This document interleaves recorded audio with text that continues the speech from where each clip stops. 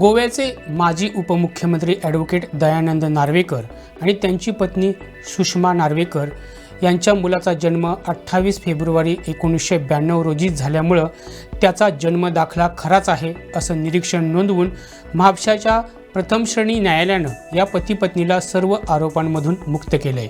त्यांच्या मुलाचा जन्म 28 फेब्रुवारी 1993 रोजी झाल्याचा दावा डॉक्टर शेखर साळकर यांनी न्यायालयात केला होता। तब्बल 13 वर्ष 7 महिने न्यायालयानं दोन्ही बाजूंचे युक्तिवाद ऐकले, सगळे पुरावे तपासले आणि शेवटी साळकर यांचा दावा फोल ठरला।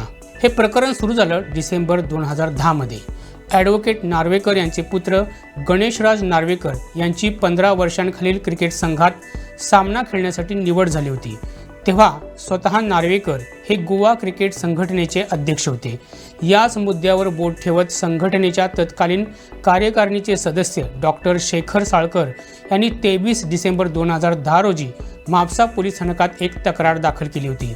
या तक्रारीनुसार गणेशराज हा 15 वर्षांखालील गटात खेळू शकत नव्हता, कारण त्याचा जन्म 28 फेब्रुवारी 1993 रोजी झाल्याचं परवरीतील चोडणकर इस्पितळात नोंदवण्यात आलं होतं। पण जानेवारी 1995 मध्ये त्याचा बनावट जन्मदाखला बनवण्यात आला। म्हापसा पालिकेचे तत्कालीन कारकून रामकृष्ण नाटेकर यांनी तसा दाखला दिला होता।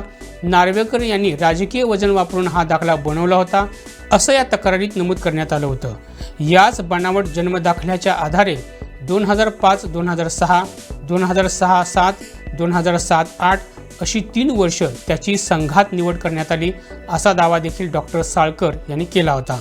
या तक्रारीची दखल घेऊन म्हापसा पोलिसांनी 23 डिसेंबर 2010 रोजी नार्वेकर दाम्पत्याविरुद्ध गुन्हा दाखल केला होता। भारतीय दंड संहितेच्या 465, 468, 471 आणि 120 उपकलम ब नुसार न्यायालयात त्यांना आरोपी म्हणून उभं केलं होतं। जून 2012 मध्ये पोलिसांनी आरोपपत्र दाखल केल्यानंतर डिसेंबर 2012 मध्ये न्यायालयानं आरोप निश्चित करण्याचा आदेश जारी केला होता। तब्बल 13 वर्ष 7 महिने दोन्ही बाजूंनी सडेतोड युक्तिवाद झाले। हा खटला चालू असतानाच तिसरे आरोपी म्हापसा पालिकेचे तत्कालीन कारकून रामकृष्ण नाटेकर यांचा मृत्यू झाला। त्यामुळे त्यांना वगळून खटल्याची सुनावणी सुरू होती। शेवटी साळकर यांनी केलेला दावा फोल ठरला। जन्मदाखला बनावट असल्याचे कुठलेच ठोस पुरावे मिळाले नाहीत। तसंच गोवा क्रिकेट संघटना किंवा शाळेची फसवणूक केल्याचा कसलाच पुरावा सरकारी पक्षानं सादर केला नाही। हेच निरीक्षण नोंदवून न्यायाधीश पूजा सरदेसाई यांनी नार्वेकर दाम्पत्याला सर्व आरोपांमधून मुक्त केले। नार्वेकर दाम्पत्यातर्फे ॲडव्होकेट कपिल केरकर यांनी तर सरकार पक्षातर्फे सरकारी वकील तेजस पवार यांनी न्यायालयात युक्तिवाद केले। गोव्यातील अशाच महत्त्वपूर्ण घडामोडी जाणून घेण्यासाठी आमच्या YouTube चॅनलला सबस्क्राईब करा।